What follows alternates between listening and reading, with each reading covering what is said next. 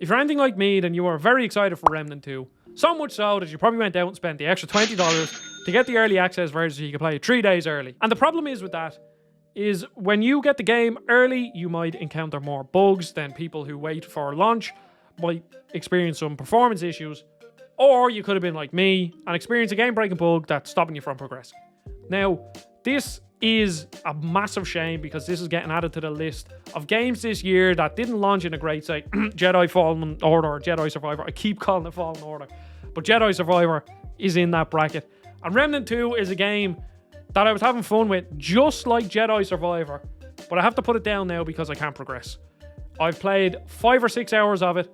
I'm having fun. The game does have some issues that I will talk about soon. But right now, I would avoid playing Remnant 2. Because if you go out and you spend €50 or €70 or dollars on this game to get the early access or wait until full launch, if there's a chance that you can experience a game-breaking bug like I have this early on, I would just avoid playing it. But as a game, it does more of what Remnant did. It's Remnant from the ashes, but bigger. But because it's bigger, it kind of lost some of its ease, like its accessibility. Not in terms of difficulty, but with how the game is laid out. So Remnant 2 is just larger. The maps are bigger, there's more side dungeons, and there's also a lot more classes to choose from. So it's just Remnant from the ashes, but more. But in there is where I think, from what I've played, the game is still really fun. Don't get me wrong. I just have to preface all of this by saying this game is still stupidly fun, a stupidly fun action RPG with really, really good sound design. The guns just feel so good to use.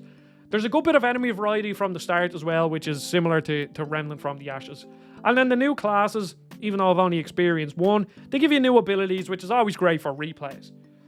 But where I think the game has kind of faltered a bit is because the areas have gotten so big, it can kind of feel, the first area can kind of feel a bit empty. So, and to be honest, I think from what I've played, the first area is a bad showing of what this game is, because once you get into the second area, which is sort of, I guess, the first main area, the game goes back to the more linear design of what Remnant from the Ashes was, and it just becomes a lot more fun. I streamed Remnant 2 yesterday, and the first area, very open, almost reminds me of something like Diablo 4, the way Diablo 4 had these big maps with little dungeons sprinkled around. And what the game does, which I think is its biggest problem, is that it's kind of confusing to navigate. And the reason is, so first of all, when you come up to a dungeon, the dungeons have different door symbols on the maps.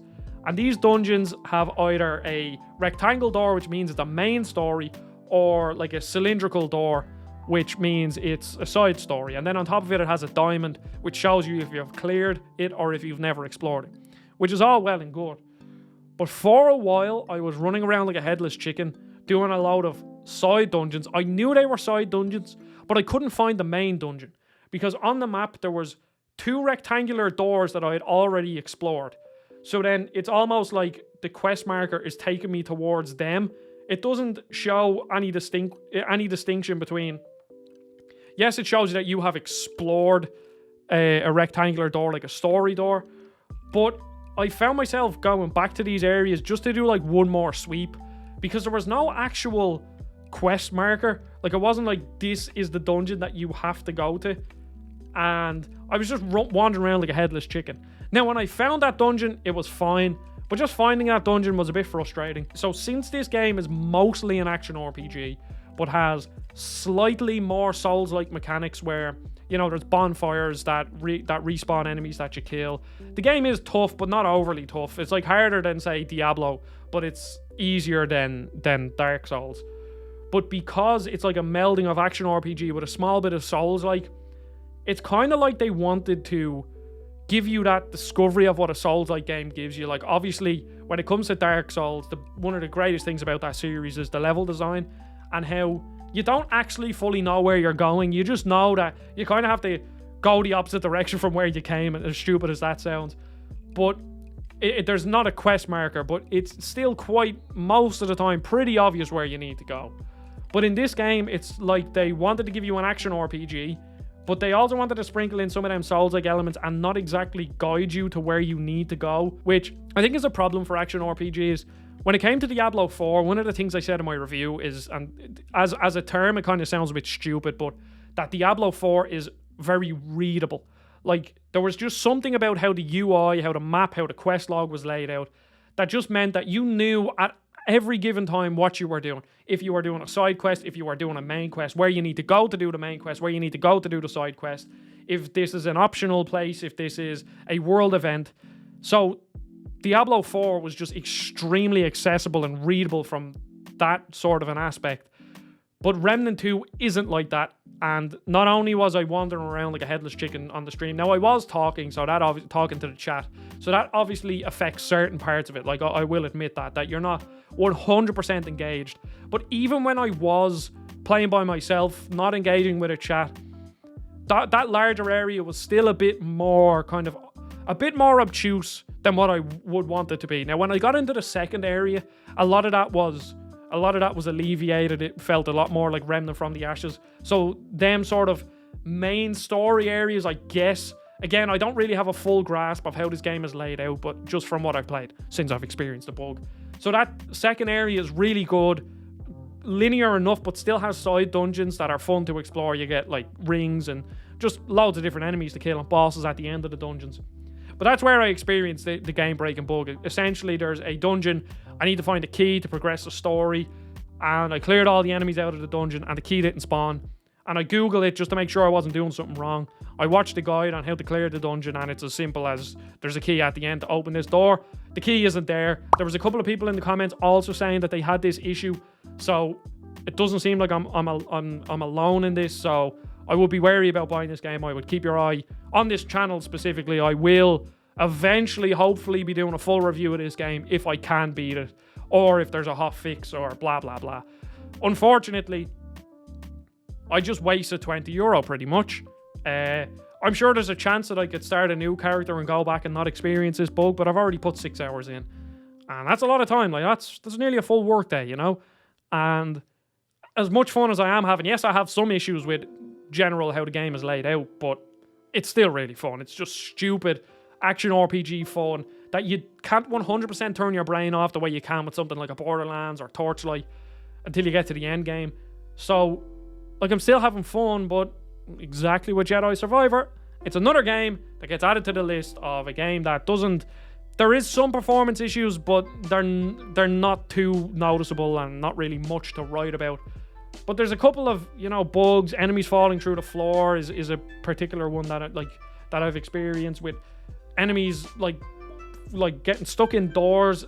It's not a very polished experience. Now, this is a AA game, so I'm only expecting, I am expecting some bugs out of it, but it's just a shame that it's another game that I spent my hard-earned cash on, just like Jedi Survivor, and I can't play it right now. Apparently it does have some performance issues. I don't know if it's on PC or other consoles that maybe later down the line will get worse. So I think for now it's pretty safe to say that Remnant 2 does more of Remnant from the Ashes from what I've played. It adds new classes. The guns still feel great. I still don't fully understand if the different abilities will affect much how the different classes play, because obviously I'm only 6 hours in. But it has a game-breaking bug that hopefully will get fixed. I'll keep you updated. Has some other bugs and some performance issues that I can deal with. They're not like a game breaker. But yeah, I'll have to put this game down for now. So please wait on buying this game. And just keep your eye on, Remnant's Twitter or on my channel. And I'll update you if it does get fixed. Because I'm having fun. And I don't like making videos like this. I don't like making... I would rather, if in this world I could make my whole channel about games that I recommend. But unfortunately, you and I are both going to spend our hard-earned cash on games that either won't run well, they won't work, there'll be bugs, something will be broken in them.